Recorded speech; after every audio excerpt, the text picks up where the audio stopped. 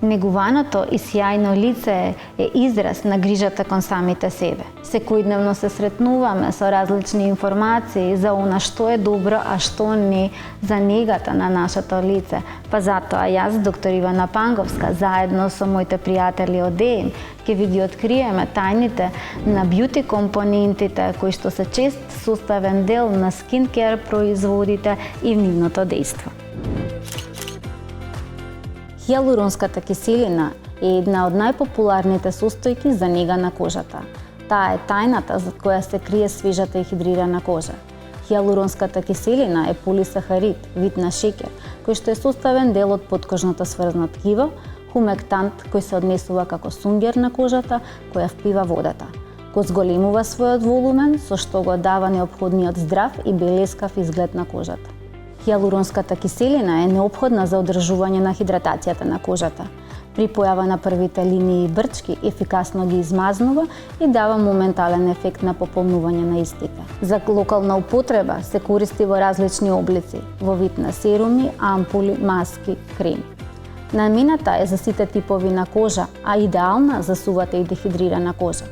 Комбинирајте хијалуронската киселина со ниацинамид доколку имате кожа склона кон акне, додека комбинацијата на хијалурон и ретинол е одличен за зрелата кожа, бидејќи го спречува исушувањето и перилтањето на кожата по нанесување на ретинола. Витаминот С е многу популарна состојка за нега на кожата во последно време, затоа што дава брзи, видливи, но и многу корисни резултати на долги патеки. Витаминот С е познат по своите антиоксидативни својства, со што помага да се спречат оштетувањето на клетките и ткивата, спречувајќи го предвременото старење на кожата. Има антиинфламаторно дејство, го забрзува циклусот на обнова на клетките, со што се забрзува и заздравувањето на кожата. Витаминот С е познат по поттикнувањето на синтеза на колаген. Додавањето на витамин С во рутинската нега на кожата го стимулира создавањето на колаген, со што кожата подолго време го задржува својот младешки изглед. Нерамномерниот тен може да се јави поради низа причини: лузни од акни, флеки предизвикани од сонце, црвенило и слично. Хиперпигментацијските дамки се манифестираат со прекумерно создавање на меланин. Способноста на витаминот С да го осветлува и задначува тенот се состои во инхибиција на ензимот тирозиназа, кој е катализатор во процесот на создавање на меланин. Тој допринесува за зголемена хидратација на кожата, а помага во намалувањето на темните кругови и подочници околу очите. Придобивките кои ги нуди витаминот С во однос на забавување на процесот на старење вклучува и заштита на кожата од штетните УВА и УВБ зраци на сонце. Сигурен е за сите типови на кожа, само во ретки случаи кај луѓе со хиперсензитивна кожа, каде може да дојде до блага иритација.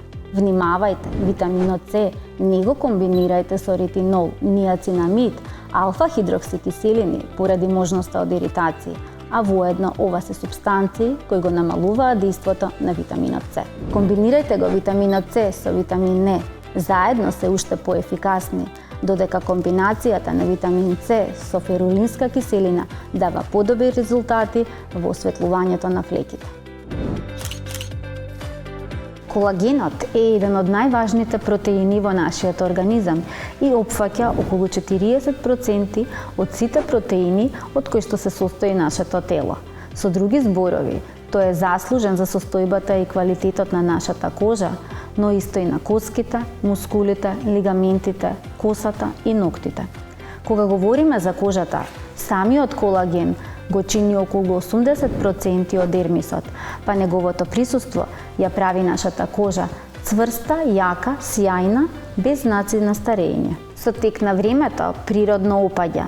Промените најпрво се приметуваат на кожата во вид на фини линии, потоа бори кои се продлабочуваат, се губи еластичноста и затегнатоста на кожата, а старењето прогресивно напредува. Кога зборуваме за обликот на колаген, постоја два типа: ендоген, природен колаген и екзоген, синтетички, кој го внесуваме како суплемент. Многубројни фактори влијаат на намалувањето на колагенот.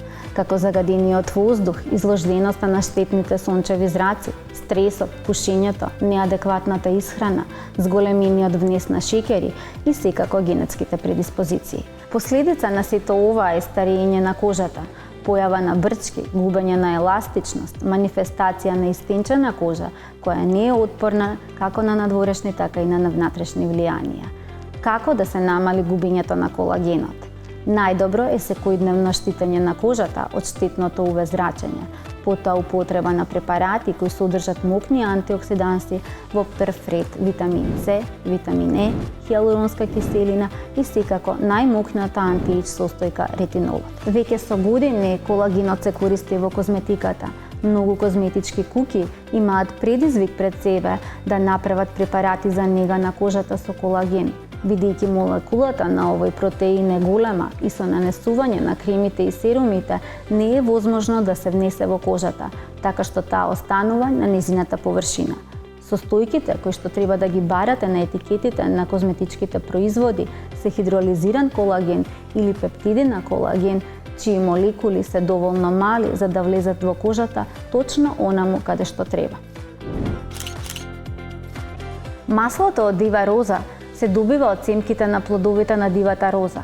Се одликува со висок процент на незаситени масни киселини, како линолеовата киселина, која дава висока доза на хидратација, има регенеративно дејство и делува против иритации.